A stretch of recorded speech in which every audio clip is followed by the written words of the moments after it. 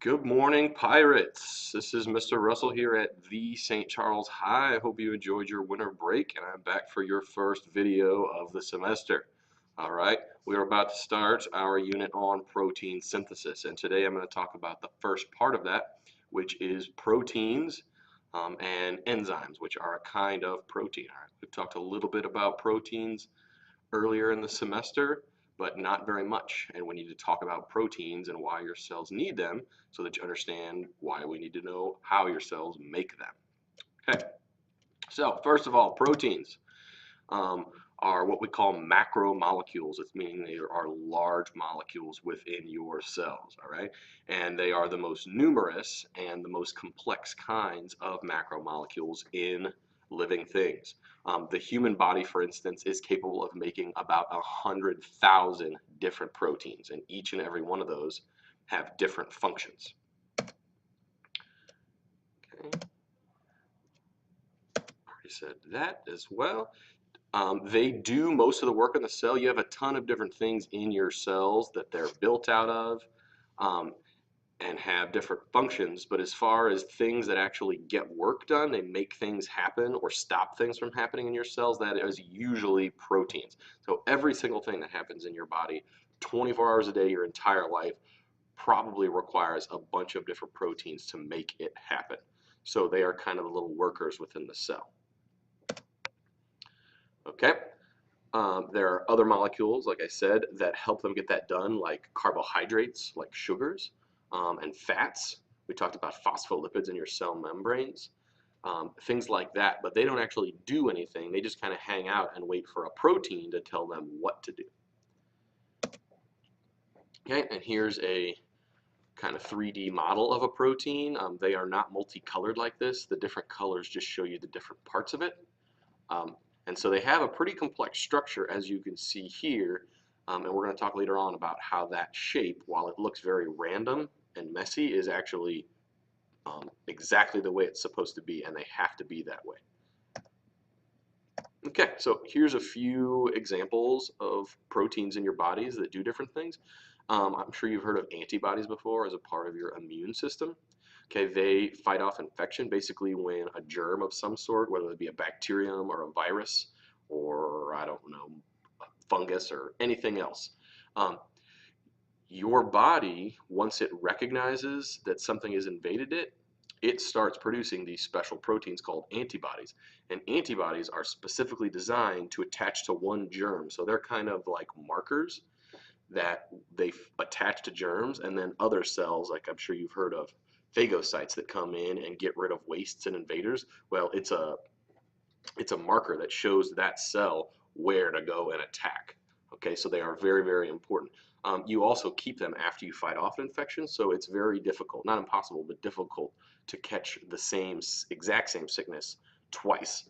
Because once you have been sick with it, your body usually keeps those antibodies for a long time and they can fight off in the future. That's how vaccines work. They basically put antibodies, or no, they put antigens, I'm sorry, which is the thing that the antibodies recognize. They put that into your body, so your body thinks, oh my goodness, I've been invaded by something, and it starts to produce antibodies to this disease that's not actually there. So that way, if the disease does show up, it's ready to fight them off, and that's how antibodies work. Very fascinating stuff. Okay, there's a lot of different structural components in your body that are made out of proteins. Collagen, which is what makes your skin stretchy. Okay, sometimes when people get old, their cells and their skin stop making collagen, or they don't make as much, and that's why old people's skin sometimes gets a little saggy. Okay, cartilage, which is what's in your ears and what's in your nose and makes them flexible. It's also when you slow cook barbecue and it ends up really tender and like falls apart. The reason you slow cook it like that is that it breaks down the cartilage in there and actually turns it into gelatin, which I'm sure you eat. But anyway, that's cartilage, that's a protein, and it's a flexible one. Keratin is the stuff that's in your fingernails and in your hair. It's what rhinos' horns are made out of. That's a different protein. Actin and myosin, these two right here, they are the main components of your muscle cells that allows them to contract and move past one another, which is why your muscles contract. Okay, because those two proteins will pull against one another, and that's how your muscle fibers shorten. So those are structural proteins. Okay. They're important parts of cell membranes. We already talked about this back in Objective 3 last semester. Okay. All cells have these proteins on the outside of them that basically tell the rest of the body what kind of cell they are. It's like a name badge. You can think of it that way. There's actually some really tricky diseases like HIV. Part of the reason your body can't fight it off is because it has marker proteins on the outside that are similar to what your cells actually have. So it tricks your body into thinking that it should be there when it shouldn't. You also have channel proteins, which are like doorways through the cell membrane, and they allow things to pass in and out of the cell that couldn't normally pass through the bilayer. We talked about carbohydrates like glucose gets in your cells that way and out of your cells that way too, I suppose. Okay, you have transport proteins, which mean their whole function is just to move things around within the body. Hemoglobin is a very important example of that. No, I didn't misspell that. It is hemoglobin and not hobgoblin. Okay, hemoglobin, sorry, is a very important part of your red blood cells, and it carries oxygen. It's what gives your blood that red color. Okay, very important part of your red blood cells. All right, hormones, which I'm sure you've talked about and you should be very familiar with as an adolescent. Okay, these are basically chemical signals that your body produces to trigger one kind of a reaction or another, and your body makes hundreds of different hormones to do different things. And not all hormones are proteins. There's also what are called steroid hormones, which are actually lipids. Like I'm sure you've heard of testosterone. That's a hormone. It's a chemical trigger in your body, but it's not actually a protein. Some examples of protein hormones are insulin, which is what diabetic people don't make or don't make enough of. And it basically tells your cells to absorb glucose from the bloodstream to get energy. And your body carefully regulates the amount of insulin in your bloodstream based on what you're doing. If you get up and start sprinting away from your computer right now because you're so excited about what I just told you, your body is that's going to trigger an insulin release because you're using more energy all of a sudden.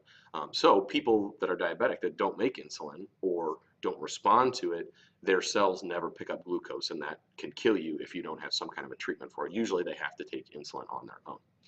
HGH is short for human growth hormone, and that is exactly what it sounds like. It's a hormone that triggers growth in humans. It really just triggers your bones to grow, and then your skin and your muscles and everything else will just kind of catch up with your bones.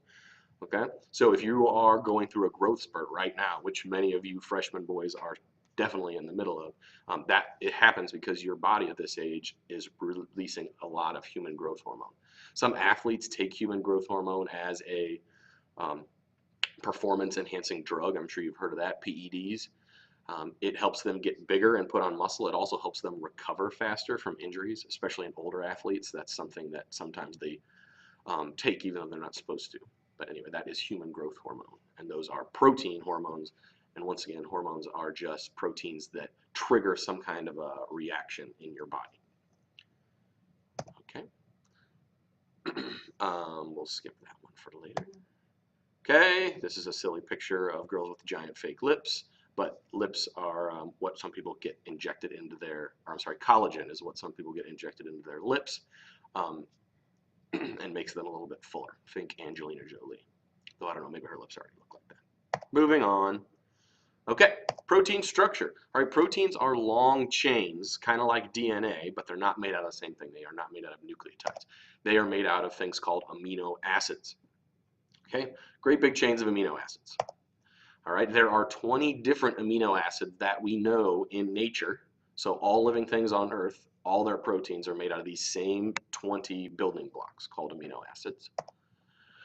Okay, and they are bonded together with special bonds called peptide bonds. Also, hopefully you've realized this by now, but usually the underlined words are what goes in your notes that hopefully you're filling out right now as we go. Okay, amino acids are held together by peptide bonds, and here's a picture of one. We're not going to get into amino acid structure very much. If you're interested in that, you can take cellular biology when you get to college and learn all about amino acid structure. But each one of these is an amino acid, and the green bonds here are the peptide bonds that hold them together. That name comes from peptide is an old-fashioned word for amino acids. That's what they called them Decades ago when they first started to discover these things, they called amino acid peptides. Sometimes they call proteins polypeptides. You may see that term. Poly means many. Many peptides is a protein. Okay, protein shape. Okay, they are folded to form specific shapes like puzzle pieces, right? If you have a puzzle piece that isn't the right shape, it's not going to fit where it needs to go. Same thing, it's basically like a key, right? A key has to be a very specific shape in order to open the lock that it's meant to open. And proteins are the same way, they have to be a very specific shape. And they get that shape from folding up, which looks like a very messy, random process, but it is very, very specific and very exact. It's got to happen in just the right way, or else your protein's the wrong shape and it won't work correctly. Okay, the final folded shape is determined by the order or the sequence of amino acids. So we talked about it being a long chain of all these little amino acids. They have to be in exactly the right order, or else your protein will take the wrong shape and you'll get the wrong function out of it. It won't carry oxygen if it's hemoglobin, or it won't trigger glucose release if it's insulin. Okay, amino acids have different charges, positive and negative, like magnets. We're not going to go into that too much because that's getting more into chemistry than you guys need right now. But basically, some amino acids attract some other amino acids, some repel other amino acids, and some just don't care. They ignore other amino acids. So based on these charges, they clump together. Some stick together, some don't stick together. And it basically is like taking a big ball of yarn and mashing it together, except it happens in a very, very specific way. Okay? And here, this kind of shows you how that works. We have our primary structure. Primary means first. And this is just a long chain of amino acids. Okay? Then there's a secondary structure where it's actually going to be one of these two things. You have what's called an alpha helix or a beta sheet. And that's just a way that those long chains link together. And then that again is going to fold up onto itself. And then sometimes, tertiary means third. Sometimes after it's folded two different ways, you'll also have multiple pieces joined together, which is why you see pictures of proteins sometimes and there'll be multiple colors. It's because it's actually different amino acid sequences. Proteins are extremely complicated in their structure. The little information I'm giving you is just a tiny, tiny little taste of how protein structure works. Okay, but anyway, just a reminder that all comes from the sequence or the order of the amino acids. That's where they get their shape from. That's a big idea in protein synthesis. Okay, and here you can see another diagram that basically shows the same thing. Each one of these little circles with a name is an amino acid. Okay, and based on that, some of these, like maybe the phenylalanine and the tryptophan, will stick together, and maybe the proline and the glycine will not. They'll repel. That's going to cause this thing to clump up in a certain way, and that's what we talked about here. That's how they get their specific shape. Okay, these are the individual structures of all the amino acids. This is not something you guys are going to need to know. We just put it on here so you could see that each one of them is a little bit different. And because of that, they have different charges or no charge, and that causes them to interact differently with other amino acids. So they fold up in a very specific way. Okay, here's one that shows you the amino acid chain of human insulin. We talked about that. People with diabetes don't make it, or they don't make enough of it. Or sometimes, if it's type 2, the kind that most people get, well, most people that get it as adults. They make insulin, it's just their bodies don't respond to it anymore. But each one of these circles is an amino acid. And this kind of shows you just their primary and secondary structure. You'll notice there's a second chain of a different color. That means it's actually a separate sequence of amino acids. And the two have to link together in order to form a functional insulin protein.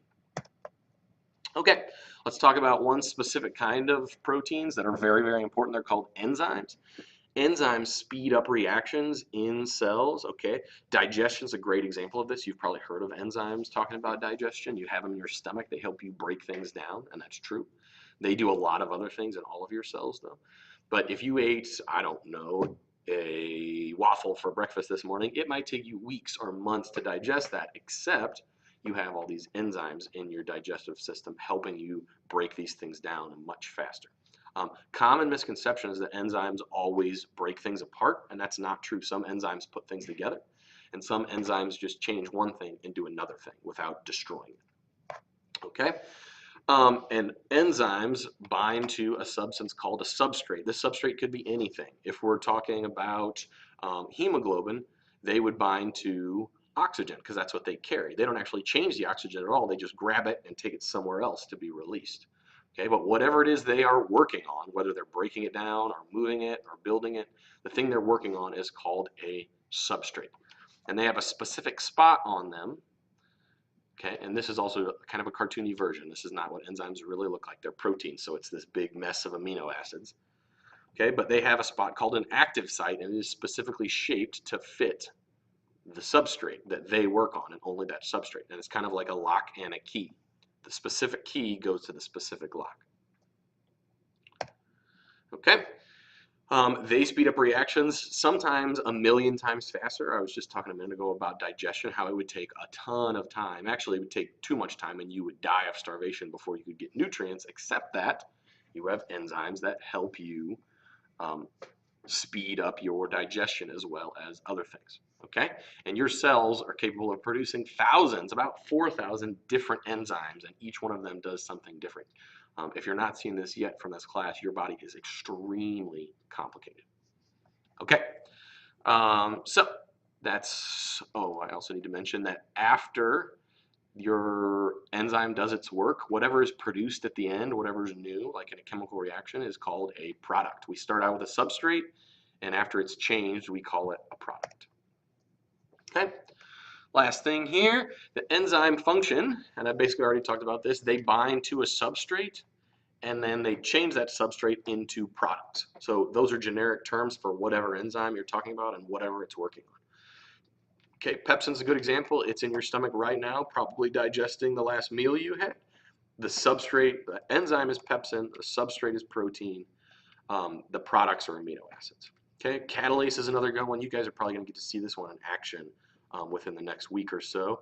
Catalase is something that most animals have in their livers, and it breaks down H2O2, which is hydrogen peroxide. I'm sure you've heard of that. Your cells actually produce hydrogen peroxide as a byproduct, but it's toxic to your cells. We have to get rid of it. So you have an enzyme, catalase, that actually breaks it down. It breaks one of the oxygens off, and it turns it into water and oxygen gas, and neither one of those things are bad. They're actually both things we need. So luciferase is a cool one, mostly just because it's got Lucifer in the name. The name Lucifer actually means light, and it is the enzyme in fireflies that makes them glow. So what they do is the fireflies provide this enzyme with oxygen during mating season, because you'll notice you don't see them lighting up the rest of the year. It's not because they're not there, it's just because they don't light up. Anyway, when in the presence of oxygen, luciferase actually produces light. It gives off a reaction. Okay, it just exothermic. It releases energy in the form of light. So that's why they light up. They have an enzyme in their backsides that do that. Okay, remember that the spot on the enzyme that binds the substrate is called an active site, meaning the rest of it is inactive. It doesn't do anything. The active site is the part that's important. It's like the teeth on the key. The rest of the key, not so important.